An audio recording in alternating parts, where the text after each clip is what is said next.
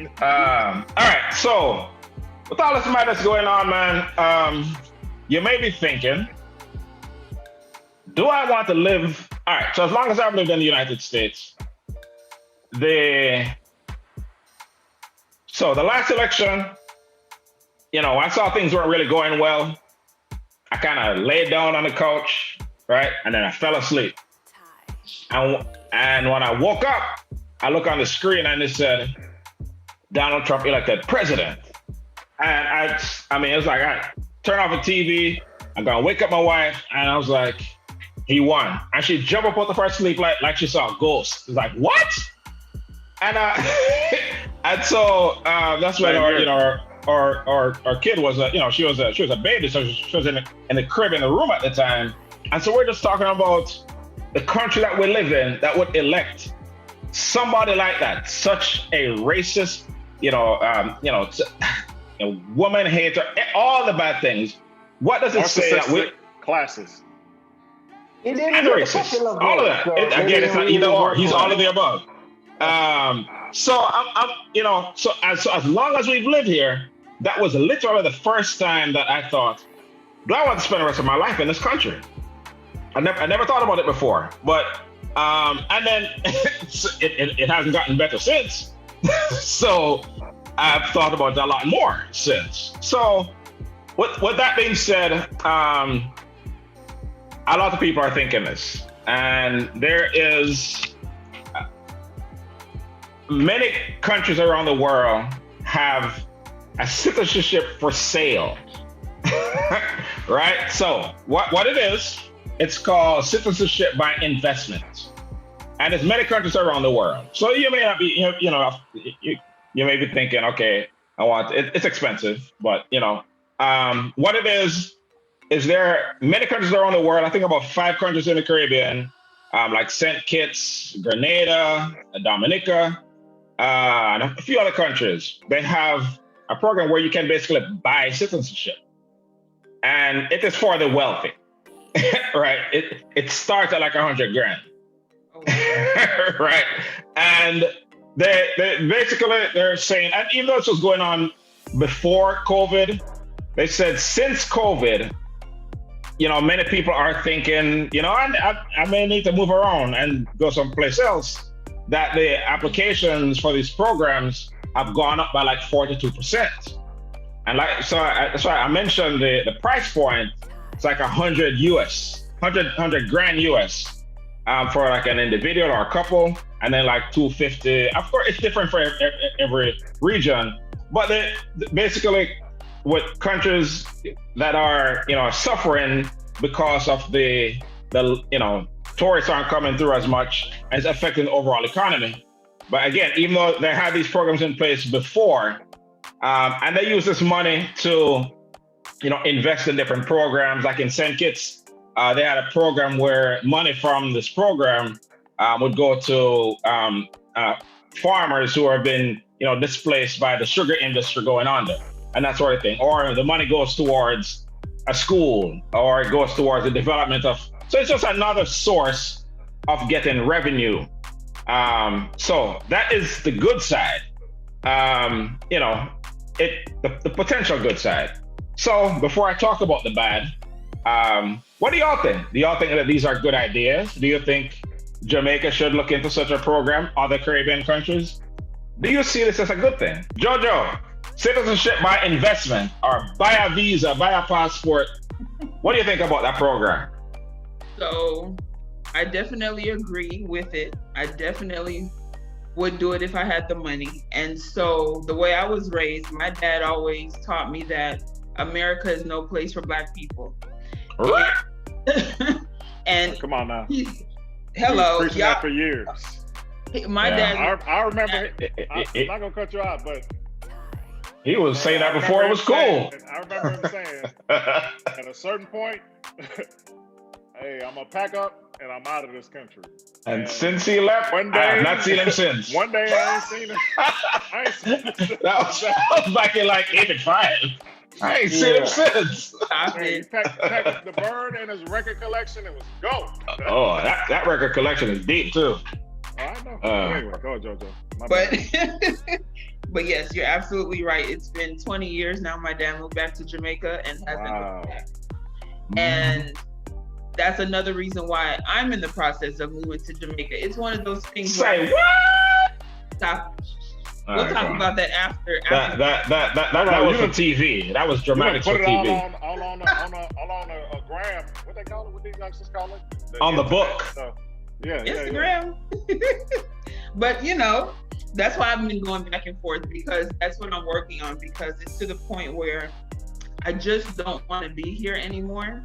And I get that. I feel sorry for people who feel the same way but can't go anywhere else. Like, born in America, parents in America. Everybody has a choice. Exactly. Well, everybody have a choice. But not every. Everybody have a choice at all. Everybody has a choice. I'm not saying it's easy for everybody. It's not an easy choice, but it's a choice. But it's a choice. Not even that. Some people just don't have the means to. And I didn't say it was easy. That eliminates the choice. Because even us coming here wasn't that easy. First of all, did you cut off our one lady guest? Especially Trump. Especially Trump. Hey, especially Trump. Make Jojo finish her point. Hey, Trump, hold on. Go on, Jojo, finish your point before Trump cut you off again. Okay, Mr. Mediator. Special. Now take that. Take that shot. No, but I do agree with the opportunity. I wish that it was more affordable for more people. But, I honestly feel bad for people who just don't want to be in this country that we unfortunately, have to deal with. And like you said, that's why it's so important to vote and things like that. And Chris, you and I have had this conversation where I said, I'm not into politics, especially here, because it just feels like it's not worth the fight. But you have to think about others as well. We vote for other people as well. Even if I'm not going to live here, I can still go out and vote for the people who are going to stay and live here. And kids like Sydney Rose and DJ that have to grow up, and deal with the repercussions of what, the presidency is doing now, because we're doing this for them. You know how I feel right now? I feel like a farmer who planted a seed and nothing now go on for years. Take all the credit. Yes, months. Sir. All right. And then you see something start growing. So right in this office where I'm sitting in right now, we sit down and have this very conversation. And I'm like, she was saying, look, I don't think it's going to make a difference. And, all these things. So, I've heard that perspective before. And so, I'm doing fine regardless of whatever. I was like, well, you know what? It's vote, not necessarily for yourself, but for others. Right? That's what you told me, yes. You know what I mean? So, I feel like a farmer. Harvest. Farmer does. But yes, in conclusion, I don't think it's a bad thing at all. In conclusion, I wish I knew exactly which countries were participating in it, but it's a whole bunch. Australia, a whole bunch of them. Okay. Special, what do you think? Well, let me tell you something. I only put in country there. They need the income, right? And I say, do just like what America do. Charge to come over there, and if you do a thing, we take you back and tell you to go back to your yard. Right? We need translation. Was that the choice? We need translation. Okay. Let me buy it up here.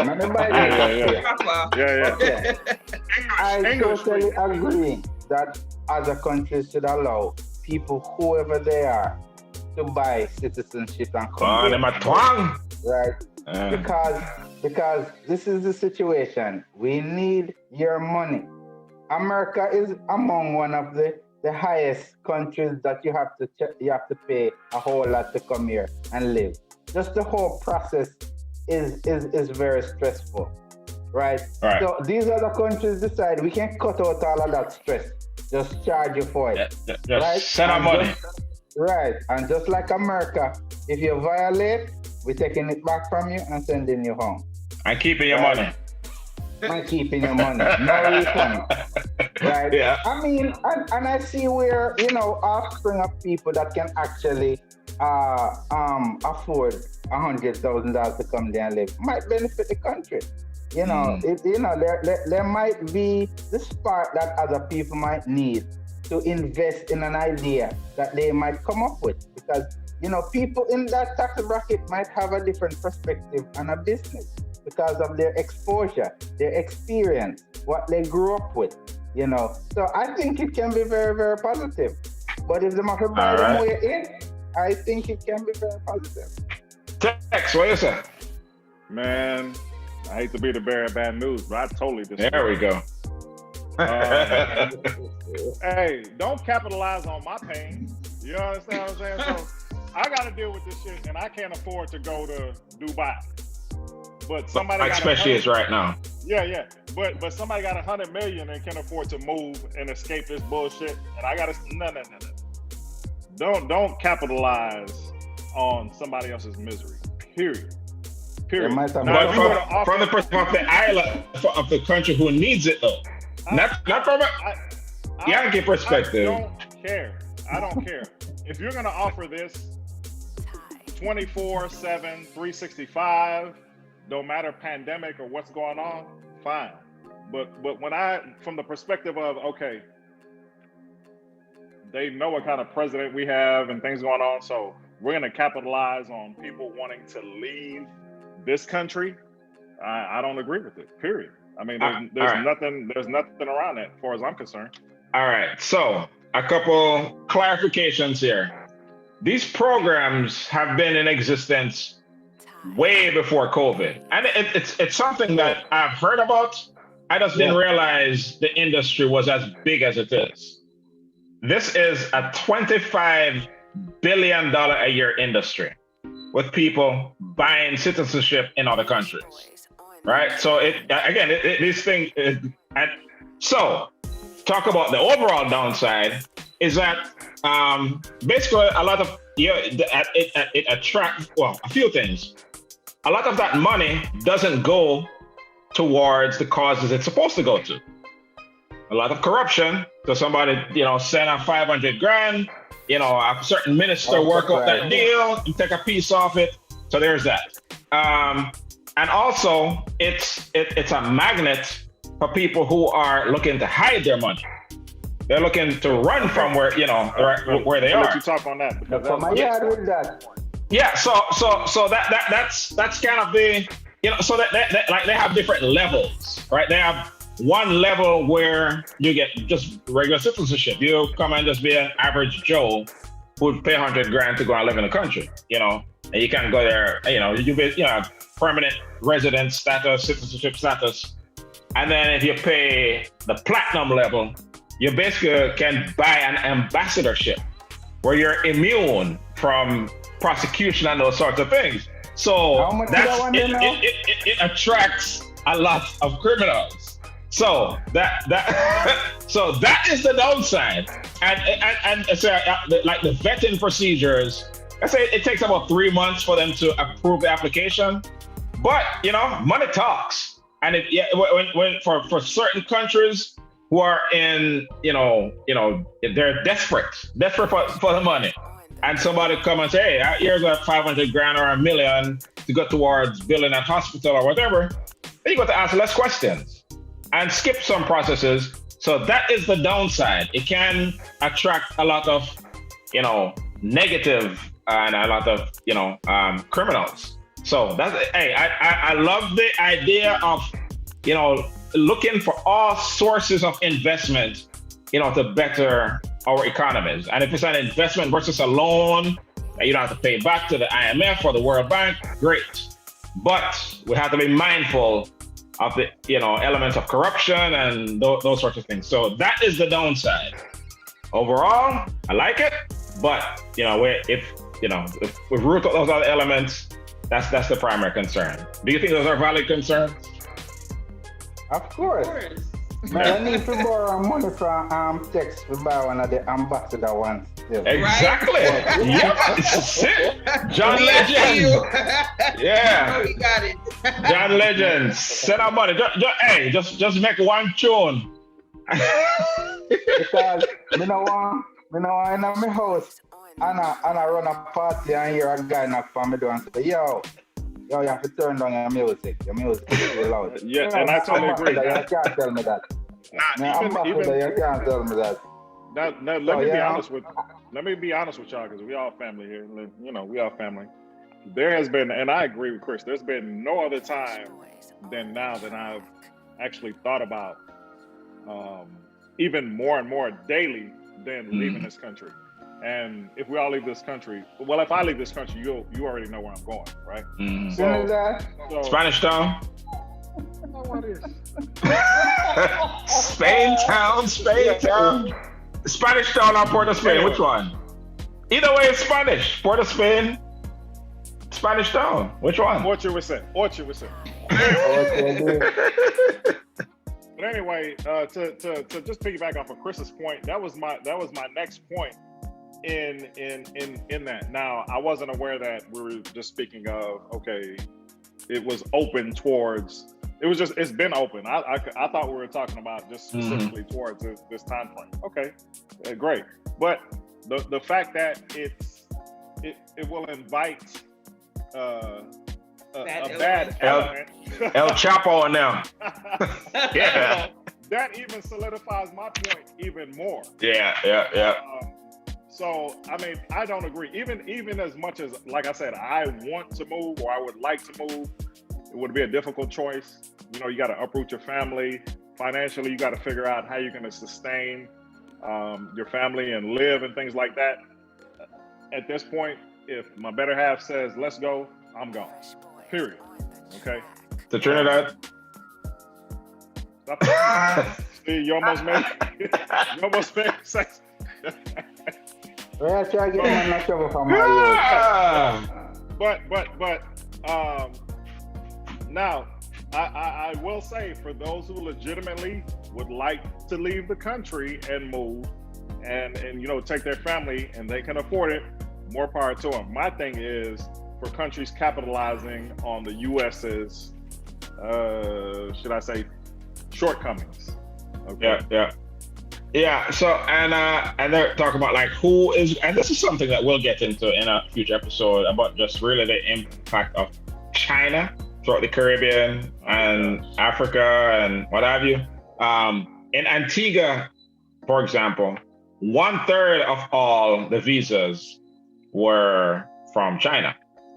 So you know, hey, but you know, it is what it is. But I think it's a larger conversation that we'll have about the impact of China, you know, throughout the Caribbean. All right.